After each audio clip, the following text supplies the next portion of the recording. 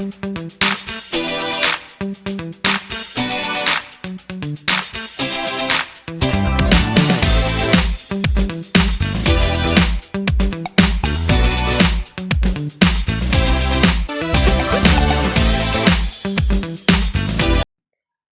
anak-anak, bagaimana kabar kalian?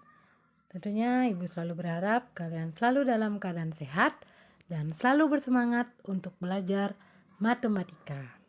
Pada video kali ini, Ibu akan membahas materi kelas 8 semester 1 tentang relasi dan fungsi, khususnya pada materi korespondensi 1-1. Nah, ada 2 submateri yang akan kita bahas. Yang pertama yaitu syarat korespondensi 1-1. Kemudian materi yang kedua, banyak korespondensi 1-1 yang mungkin dari himpunan A ke himpunan B. Baiklah anak-anak, sekarang langsung saja Ibu akan membahas materi yang pertama, yaitu tentang korespondensi 1-1 dan syaratnya. Nah, korespondensi 1-1 adalah fungsi yang memetakan anggota dari himpunan A dan B, di mana semua anggota A dan B dapat dipasangkan sedemikian sehingga setiap anggota A berpasangan dengan tepat satu anggota B dan setiap anggota B berpasangan tepat satu anggota A. Jadi di sini bedanya dengan fungsi, kalau korespondensi 1-1 itu harus pasangannya saling setia. Setiap anggota A harus mempunyai tepat satu pasangan di B. Demikian juga setiap anggota B juga harus mempunyai tepat satu pasangan di A. Jadi supaya kita bisa membuat korespondensi 1-1 dari dua himpunan, maka syaratnya adalah anggota himpunan harus sama. Misalkan himpunan A dan himpunan B, maka harus anggota A itu harus sama dengan anggota B. Banyaknya sama dengan anggota B. Atau dinotasikan dengan NA sama dengan NB. Nah, supaya kalian lebih paham dan mampu membedakan mana korespondensi 1-1 atau yang bukan korespondensi 1-1, silakan kalian perhatikan contoh soal berikut. Nah, diagram panah yang pertama terdapat dua himpunan A dan B. Apakah relasi itu merupakan korespondensi 1-1? Ada yang bisa jawab? Ya, bukan ya. Itu bukan korespondensi 1-1 karena ada anggota B yang mempunyai dua pasangan di A ya. Jadi ada anggota B yang mempunyai dua pasangan di A dan ada anggota B yaitu D tidak mempunyai pasangan di A. Jadi itu bukan korespondensi 1-1. Kemudian diagram panah yang kedua, silakan kalian perhatikan. Nah, apakah itu korespondensi 1-1? Apakah setiap anggota A punya tepat satu pasangan di B? Ya, punya ya. Satu pasangannya A, dua pasangannya B, tiga pasangannya C, empat pasangannya D. Dan apakah setiap anggota B mempunyai tepat satu pasangan di A? Jawabannya ya. Berarti A pasangannya 1, B pasangannya 2, C pasangannya 3, dan D pasangannya 4. Jadi diagram panah yang kedua itu merupakan korespondensi 1-1 karena setiap anggota A mempunyai tepat satu pasangan di B dan setiap anggota B juga mempunyai tepat satu pasangan di A. Baik, berikutnya contoh yang ketiga. Contoh yang ketiga, silakan kalian perhatikan diagram panahnya. Nah, sama ada dua himpunan A dan B. Apakah itu merupakan korespondensi 1-1? Baik, kita lihat dulu. Apakah setiap anggota A punya tepat satu pasangan di B? 1 pasangannya A, 2 pasangannya B, 3 pasangannya C, 4 pasangannya C dan D. Jadi dari sini sudah kita lihat bahwa itu bukan korespondensi 1-1 karena ada anggota A yaitu 4 yang mempunyai 2 pasangan di B. Demikian juga ada anggota B yaitu C yang mempunyai 2 pasangan di A. Jadi C itu pasangannya 3 dan 4. Jadi nggak boleh seperti itu. Nggak boleh selingkuh. Kalau korespondensi 1-1 harus saling setia. Baik si A maupun si B. Ya. Sekarang Ibu lanjut ke contoh yang ketiga. Silakan kalian perhatikan. Apakah diagram panah yang keempat itu merupakan korespondensi 1-1? Ya, jawabannya merupakan korespondensi satu-satu karena setiap anggota A punya tepat satu pasangan di B dan setiap anggota B juga mempunyai tepat satu pasangan di A. Nah, demikian pengertian dari korespondensi satu-satu. Jika sudah paham, mari kita lanjut ke materi berikutnya. Masih sama tentang korespondensi satu-satu.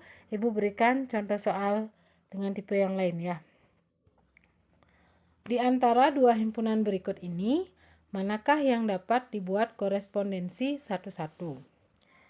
Yang pertama, itu ada dua himpunan. Himpunan A adalah himpunan nama-nama hari dalam seminggu dan himpunan B yaitu bilangan prima antara 1 dan 11. Kemudian pertanyaan nomor B, itu dua himpunan P dan Q. P adalah himpunan huruf vokal dan Q adalah himpunan bilangan ganjil kurang dari 10. Baiklah, kita akan bahas soal yang nomor A. Nah, di sana ada himpunan A yang anggotanya itu adalah nama-nama hari dalam seminggu. Berarti anggota A adalah Senin, Selasa, Rabu, sampai Minggu. Jadi, berapa NA atau berapa banyak anggota A? Anggota A ada 7 ya, ada 7 hari dalam seminggu.